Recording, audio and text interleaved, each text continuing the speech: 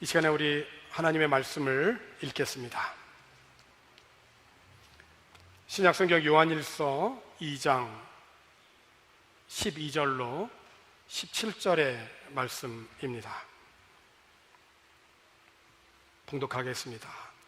자녀들아, 내가 너희에게 쓰는 것은 너희 죄가 그의 이름으로 말미암아 사함을 받았음이요, 아비들아, 내가 너희에게 쓰는 것은 너희가 태초부터 계신 이를 알았음이요, 청년들아, 내가 너희에게 쓰는 것은 너희가 악한 자를 이기었음이라. 아이들아, 내가 너희에게 쓴 것은 너희가 아버지를 알았으며, 아비들아, 내가 너희에게 쓴 것은 너희가 태초부터 계신 이를 알았으며, 청년들아, 내가 너희에게 쓴 것은 너희가 강하고 하나님의 말씀이 너희 안에 거하시며 너희가 흉악한 자를 이기었습니다. 이 세상이나 세상에 있는 것들을 사랑하지 말라. 누구든지 세상을 사랑하면 아버지의 사랑이 그 안에 있지 아니하니, 이는 세상에 있는 모든 것이 육신의 정욕과 안목의 정욕과 이생의 자랑이니 다 아버지께로부터 온 것이 아니요 세상으로부터 온 것이라. 이 세상도 그 정욕도 지나가되 오직 하나님의 뜻을 행하는 자는 영원히 거하느니라. 아멘. 오늘 예배는 유치부에서 초등부에서 청소년부로 이렇게 올라가는 자녀들과 함께 예배하는 진급 예배입니다. 진급이라고 하는 것이 좀 군대 용어죠. 또 사회에서는 직장에서 승진 이런 말로 사용하기도 하는데, 오늘 우리들의 신앙생활이 또 영적인 전쟁이라고 한다면, 또 오늘 우리들의 이 신앙도 어린아이에서 또 청소년에서 아비로 이렇게 신앙이 진급하여 우리의 모든 영적 전쟁에서 승리할 수 있기를 또 기원합니다. 상급 학교로 올라가는 또 일부 자녀들 중에는 지금 방학을 맞이하여서 지금 현재 한국에 머무르고 있는 우리 자녀들이 있습니다. 그래서 오늘 진급 예배에 참여하지 못했지만은 오늘 이 모든 자녀들을 포함하여서 이 상급 학교로 진학하는 모든 자녀들 위해 하나님의 은혜와 진리와 사랑이 넘치기를 주님의 이름으로 축복합니다. 올해 우리 교회 표어가 하나님의 말씀을 자손들에게 가르쳐 알게 하라이죠. 사람이면 누구나 완고하고 폐역 살고 싶은 사람은 한 사람도 없을 것입니다. 그럼에도 불구하고 오늘 우리가 살아가고 있는 이 세상을 보면 완고하고 폐역해서 마음이 정직하지 못한 사람들이 매우 많다는 것을 보게 됩니다. 그 이유는 다른 데 있는 것이 아니라 죄로 말미암은 것이죠. 우리들이 죄에 매이지 아니하고 하나님의 말씀을 자손들에게 가르쳐 알게 하기 위해서는 시편에 있는 그 말씀 그대로 소망을 하나님께 두고 하나님이 우리에게 행하신 일을 잊지 아니하고 오직 우리들의 삶 속에서 하나님의 계명을 지켜가는 그러한 삶에 있습니다. 하나님의 말씀이 오늘 우리들의 구원의 비결이고 우리들의 생명이 됩니다. 오늘 신급에 감사하면서 예배하는 그런 자녀들과 또 이들을 이 세상에 우리에게 맡겨주신 그 하나님의 그 은혜에 우리가 감사하면서 이들을 양육할 수 있는 그런 은혜와 복을 주신 그 은혜에 우리가 감사하면서 지혜롭고 충성된 이 사명을 감당하여서 하나님께 정말 잘했다라고 칭찬받고 인정받는 저와 여러분이 되기를 권합니다. 오늘 본문에 있는 말씀을 보면 자녀들아 이런 말씀이 나오죠. 좀 더 구체적으로 아이들아, 청년들아, 아비들아 이렇게 나눠서 부르는 것을 볼 수 있어요. 자기 이름을 생각해 보면 됩니다. 아비들아 할 때 거기에 자기 이름을 넣어보면 되는 거예요. 여기서 이제 자녀들아 라고 할 때 이 자녀란 하나님을 전적으로 의지하는 모든 성도들을 가리키고 있는 거죠. 또 청년들 영육간의 아주 강건한 모습을 보여주고 있고요. 아비들아, 이 아비는 영적으로 그 지식의 성숙한 그런 성도의 모습을 보여주고 있습니다. 오늘 이 예배에 참여한 우리 모두는 하나님을 의지하며 신뢰하고 예배하는 하나님의 자녀들입니다. 그런데 이 자녀들은 아이와 청년과 아비로 다시 구분할 수가 있어요. 오늘 우리 주위를, 현장에서 예배하는 분들을 주위를 돌아보아도 아이가 있고 청년이 있고 아비가 있습니다. 하나님을 믿는 우리의 모든 백성들을 하나님의 자녀라고 하지만 그 하나님의 자녀의 그 신앙의 수준과 단계가 있음을 우리가 알 수 있어요. 아이 같은 신앙, 청년 같은 신앙, 아비 같은 신앙. 그래서 여기 오늘 요한 사도는 이 요한 일서를 받아서 읽고 있는 그 지역에 있는 지역교회의 모든 하나님의 자녀들에게 아이들아, 청년들아, 아비들아 이렇게 지금 부르고 있는 것이에요. 첫 번째 이제 아이의 신앙이죠. 아이의 특징을 여러 가지로 설명할 수가 있겠지만은 가장 두드러진 특징은 아이들은 사실 뭐가 뭔지 잘 몰라요. 선악을 잘 분별하지 못해요. 그래서 또 따라가기도 하죠, 막. 그런데 분명히 한 것은 뭐냐면 엄마 아빠는 알아본다는 거예요. 어디를 가서 부모님을 잃어버리게 되고 길을 잃어버리게 되면 아이들이 울어댑니다. 그러다가 엄마가 나타나서 그 아이를 안아주게 되면 얘가 언제 이렇게 울었냐 싶어요.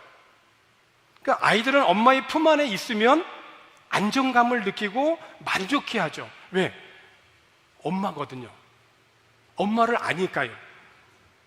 그러니까 아기는 본능적으로 엄마를 의지하죠. 오늘 본문에 있는 말씀 14절 상반절에 있는 말씀을 보게 되어지면 아이들아 라고 하면서 내가 너희에게 쓴 것은 바로 요한일서, 이 성경을 말하는 거죠. 너희가 아버지를 알았음이요 라고 이렇게 말을 해요. 아이들은 아버지를 알아본다는 거예요. 여기서 아이들이 아버지를 알았다는 것은 하나님을 믿는 모든 그리스도인들이 하나님을 아버지로 알고 있다는 거예요. 그런데 여기서 알다라고 하는 이 뜻은 단순한 지식을 의미하는 것이 아니라 누가복음에 보면 그 천사 가브리엘이 마리아에게 나타나서 너를 통하여서 예수님이 태어나실 거라고 예고를 하죠. 내가 잉태하여 아들을 낳으리니 이름을 예수로 하라. 이렇게 천사 가브리엘이 마리아에게 전하니까 마리아가 뭐라고 대답을 합니까? 이렇게 대답하죠. 나는 남자를 알지 못하니 이 일이 어찌 있을 수 있으리이까? 여기에서 마리아가 대답하는 나는 남자를 알지 못하니 라고 하는 말은 나는 남자와 동침한 적이 없는데 라고 하는 말이에요. 그러니까 여기서 안다라고 하는 것은 단순한 어떤 지식을 의미하는 것이 아니라 여자와 남자가 동침하여서 남자를 아는 것 같은 구체적인 경험적인 지식을 의미하는 거예요. 안다라고 하는 게. 다시 말하면 그리스도와 연합해서 오는 실제적인 지식, 그것을 얘기하는 거예요. 안다는 것은. 그러니까 내가 하나님 아버지를 안다라고 하는 이 알의 첫 번째는 뭐냐면 하나님의 사랑, 곧 예수 그리스도가 나의 죄를 위하여서 이 땅에 오셨다라고 하는 것이에요. 예수님을 통하여서 하나님 아버지를 알게 되었다라고 하는 거죠. 나의 죄가 예수 그리스도의 이름으로 말미암아 사함을 받았다라고 하는 것을 알았다는 거예요. 이게 하나님을 아버지를 아는 것의 가장 첫째예요. 우리들이 비록 신학적인 깊이를 알지 못한다 할지라도, 성경의 모든 내용을 창세기서부터 요한계시까지 꿰뚫지 못한다 할지라도 분명한 것은 하나님을 나의 아버지로 고백하고 믿는다는 거예요. 어떤 하나님이요? 죄에 빠진 인간을 구원하시기 위해서 이 땅에 예수님을 보내주시고 예수님을 믿는 사람은 누구나 멸망하지 않고 영원한 생명을 얻는다라고 하는 그 하나님이요, 그 그 하나님의 사랑을 알고 믿는다는 거예요. 그 이스라엘의 건국의 아버지라고 할 수 있는 사무엘이 그의 어머니 한나에게 젖을 뗀 후에, 정말 아이죠. 이제 젖을 막 뗐어요. 그리고 젖을 뗀 후에 성전에 들여지죠. 그리고 성전에서 엘리 제사장의 양육을 받고 자라납니다. 사무엘이 자랄 때 그 주변 환경은, 그가 비록 성전에서 자랐지만 당시의 성전은 너무 부패했어요. 그러니까 여기 성전이 부패했다라고 하는 것은 성전의 건물이 너무 오래돼서 노후됐다라고 하는 말이 아니죠. 하나님을 신앙하는 사람들의 마음이 죄로 가득했다는 거예요. 그게 부패했다는 거예요. 건물을 의미하는 게 아니죠. 사람이 부패했다는 거예요. 그래서 하나님의 심판에 임박한 때였거든요. 하지만 이 사무엘의 배후에는요, 기도하는 어머니가 있었어요. 그 사무엘에게 옷을 입히기 위해서 매일매일 그 옷을 만들면서 그 사무엘을 위해서 정말로 기도하는 기도의 어머니가 있었어요. 그래서 아예 사무엘은 어머니 한나의 그 기도의 은혜를 힘입어서 죄에 물들지 않고 자랐습니다. 비록 영적으로 아주 둔감한 엘리 제사장 밑에 있었지만은, 그럼에도 불구하고 아이 사무엘은 엘리 제사장의 권위에 순종하면서 자랐어요. 그래서 부르면 달려가서 무엇이라고 말씀하였는지를 듣는 아이로, 정말 순종한 아이로 자랐다고요. 그래서 어른들도 하나님의 음성을 듣지 못했던 그 말씀이 희귀한 그때에 하나님은 아이 사무엘에게 하나님의 음성을 들려주게 되죠. 그에게는 엘리 제사장만큼 성경 지식은 부족했어도, 또 엘리 제사장의 아들들처럼 성전 일을 이렇게 하면 되고 저렇게 하면 안 되고 하는 그런 모든 기술적인 모든 일에 능숙하지 못한 아이였어도 사무엘에게 있어서 분명한 건 뭐냐면 하나님을 아버지라고 부른다는 거예요. 하나님을 나의 아버지로 부를 수 있는 아이였다는 거예요. 오늘 진금예배에 참여한 하나님의 이 아이들이 주 안에서 이렇게 성장하고 성숙해 갈 수 있기를 축복합니다. 그리고 하나님의 자녀인 이들을 양육할 수 있는 축복을 받은 우리 아비들은 한나처럼 그 가정에서 자녀들을 위해서 정말 기도해야 될 줄로 압니다. 하나님의 자녀들이 어릴 때부터 경험적으로 하나님을 알아갈 수 있도록 그렇게 기도할 수 있는 아비들이 또 되기를 권합니다. 자, 두 번째 신앙은 청년의 신앙입니다. 청년의 특징은 다른 세대에 비해서 젊고 힘이 있게 일하는 자들이죠. 지난 1월 달에 하나님의 부름을 받은 그 한국 최고의 지성인이라고 할 수 있는 고 이어령 교수의 부인이 CBS에서 나와서 대담을 하는 것을 잠시 듣게 되었어요. 그 이어령 교수께서 대장암 수술 이후에 항암 치료를 거부하고 그 다가오는 그 죽음 앞에 비록 두렵고 떨리지만 솔직한 심정으로 자신이 점점 다가오는 죽음 앞에 이 죽음을 맞이하는 자신의 모든 심정과 환경을 글로 남겼어요. 2달의 시간이 주어지게 되면 자기가 계획한 빈 공백의 여백을 다 채울 수 있었는데 그 일은 못했죠. 그가 남긴 말 중에 이 말은 참 받아들이기가 어려웠었다 그래요. 내년에 보자. 아니, 내년을 어떻게 보장할 수 있냐는 거예요. 그 지성인이 두려웠던 것 중에 하나는 자신의 그 두 발로 서지 못하는 것. 하지만 그에게 있어서는 거듭난 그리스도인으로서 다가오는 그 죽음을 그리스도의 그 부활 신앙으로 극복해냈어요. 그가 젊었을 때에는 몇 시간이고 강단에 서서 제자들을 양육했잖아요. 강의했습니다. 근데 나이가 들고 병이 찾아오면서 자신이 두 발로 걸을 수가 없게 되어진 거예요. 그러므로 지금 현재 내가 두 발로 설 수 있다는 것만으로도 얼마나 감사한 것인지, 아침에 일어나서 내가 내 발로 일어날 수 있다라고 하는 것 자체가 얼마나 큰 하나님의 은혜인지, 주님을 위해서 헌신할 수 있는 그런 기회인 거죠. 오늘 본문 14절 중반절에 있는 말씀을 보면 청년의 신앙은 어떤 것이냐 이렇게 되어 있습니다. 청년들아, 내가 너희에게 쓴 것은 너희가 강하고 하나님의 말씀이 너희 안에 거하시며 너희가 흉악한 자를 이기었다. 그러니까 거꾸로 한번 보세요. 청년들의 신앙을. 너희가 흉악한 자, 사탄, 마귀를 이길 수 있었던 것은 뭡니까? 너희 안에 하나님의 말씀이 거했기 때문에.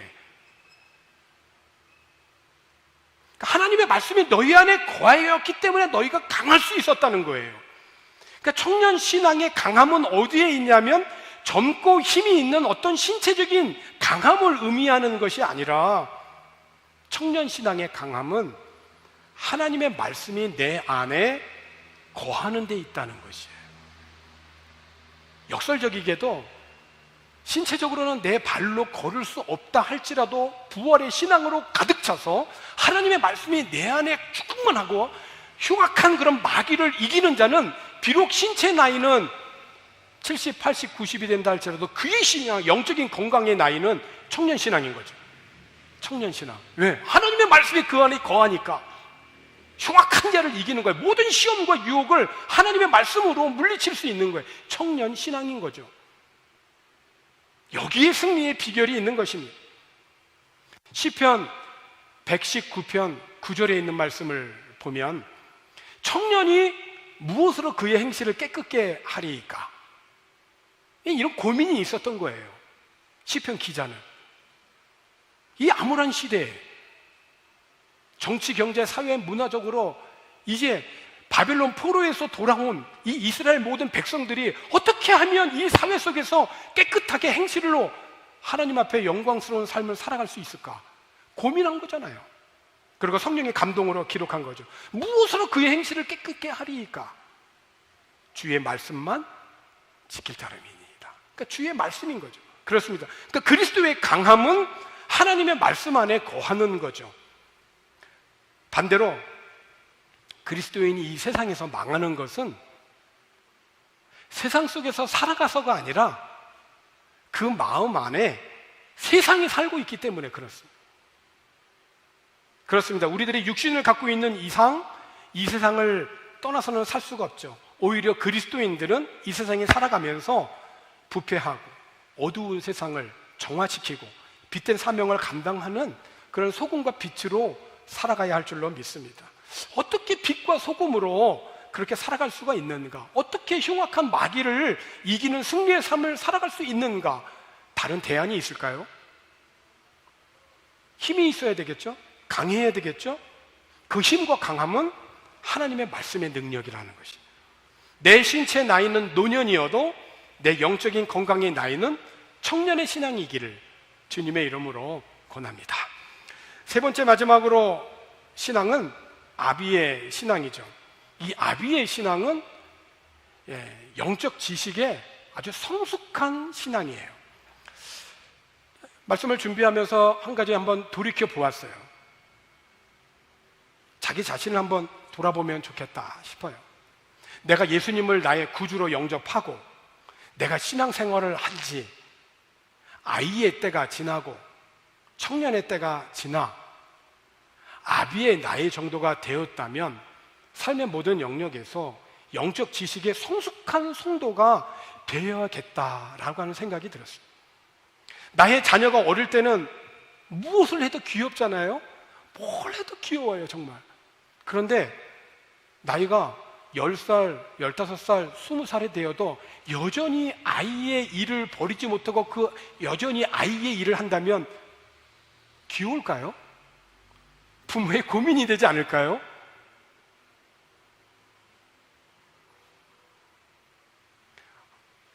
아비의 나이가 되었는데 어린아이나 하는 일을 여전히 내가 삶 속에서 버리지 못하고 있다면 그건 부끄러운 일이 아니겠을까? 그래서 사도 바울은 이렇게 고백을 했습니다. 고린도 전서 13장 11절에 있는 말씀에서 내가 어렸을 때는 말하는 것이 어린아이와 같고 그쵸? 어렸을 때는 말하는 게 어린아이 같아야 돼요. 깨닫는 것도 어린아이의 수준을 벗어나기가 어려워요. 깨닫는 것도 어린아이와 같아요. 생각하는 것도 어린아이와 같아요. 그런데 장성한 사람이 되어서는 어떻게 해야 됩니까? 어린아이의 일을 버렸다라고 그렇게 고백하잖아요. 그러니까 고린도전서 13장은 사랑장으로 우리가 알려져 있잖아요. 그러니까 어릴 때는 다 자기 중심적이에요. 다 모든 게 자기 중심적이에요. 어렸을 때는 말하는 것이, 생각하는 것이, 깨닫는 것이 모두 다 자기 중심적이야. 그런데 사도 바울이 고린도전서 13장에서 말하는 사랑의 그 정의를 쭉 보면 내용은 다 자기 중심적이 아니라 타인 중심, 말씀 중심, 하나님 중심의 삶이죠. 그러니까 어린아이와 같은 일을 이제 장성한 사람이 되어서는 이제 버렸다는 것이에요. 에베소서 4장 13절과 14절에 있는 말씀을 보면 또 이렇게 교훈합니다. 우리가 다 하나님의 아들을 믿는 것과 아는 일에 하나가 되어 온전한 사람을 이루어 그리스도의 장성한 분량이 충만한 데까지 이르리니. 그전에는 믿는 것만 했어요. 그런데 아는 것이 부족했어요. 그전에는 아는 것만 추구했어요. 믿는 것이 부족했어요. 그런데 사도 바울을 통하여 교훈은 뭐냐면 이 믿는 것과 아는 것에 하나가 되어야지만이 장성한 아비의 신앙으로 성장해 갈 수 있다는 거예요. 그래서 14절에 있는 말씀을 보게 되면 이렇게 고백해요. 이는 우리가 이제부터 어린 아이가 되지 아니하여 사람의 속임수, 간사한 유혹, 여기에 빠져 온갖 교훈의 풍조에 밀려 요동하지 않게 하려. 이게 아비의 신앙인 거죠. 왜? 영적인 지식에 자라갔습니다. 장성한 분량이 되었으니까. 이제 말씀을 정리하고자 합니다. 오늘 지금 예배에 참여한 어린 자녀들이 나이가 들고 또 신체가 자라갔다면 따라서 청년의 신앙으로, 또 청년의 신앙에 있는 자들은 아비의 신앙으로, 내가 예수를 믿은 지 5년이 되고 10년이 되고 15년이 되고 20년이 돼서 그 이상이 되었을 때에 어린아이의 때의 일을 버리는, 그래서 장성한 아비의 신앙으로 주 안에서 지혜롭게 건강하게 그렇게 성장 성숙하여 갈 수 있기를 주의 이름으로 축복합니다. 오늘 사도 요한을 통하여서 하나님의 자녀들은 예수님의 이름으로 죄를 용서받아 하나님을 알고 하나님의 말씀 안에 거하는 삶을 살게 되면 아무리 악한 세상이라 할지라도 반드시 승리하는 삶을 살아간다라고 얘기하겠어요. 육신의 정욕, 안목의 정욕, 이생의 자랑, 이 모든 세상을 이기며 승리할 수 있을 거라고 그렇게 권면하고 있어요. 아이들아, 청년들아, 아비들아, 이렇게 부르는 이 말씀 속에서 오늘 저와 여러분의 그 이름을 부르시면서 너가 한 주간 또 하나님의 그 말씀을 기억하고 그 말씀대로 살아서 잘 싸웠노라고 격려하여 주실 그 주님의 음성을 들음으로 이번 한 주간도 승리할 수 있는 주님의 자녀들이 되기를 주님의 이름으로 축원합니다. 기도하겠습니다. 하나님 아버지, 감사합니다. 주님께서 나를 얼마나 사랑하고 계시는지를 삶의 모든 영역에서 날마다 체험하며 살아가기를 원합니다. 내 마음대로 살려고 하는 모든 것을, 내 뜻대로 하려고 잘난 체 하는 욕망, 이 모든 것들은 하나님과 아무 상관이 없음을 알게 하여 주옵소서. 세상에 멈출 줄 모르는 욕망도 다 사라지겠지만은 하나님이 바라시는 일을 행하는 사람은 영원히 남음을 기억하고 예수 그리스도를 믿는 것과 아는 것에 하나가 되어 장성한 분량에 이르러 하나님의 뜻을 온전히 이루어내는 주님의 자녀들이 되게 하여 주시옵소서. 감사를 드리고 예수님의 이름으로 기도하옵나이다. 아멘.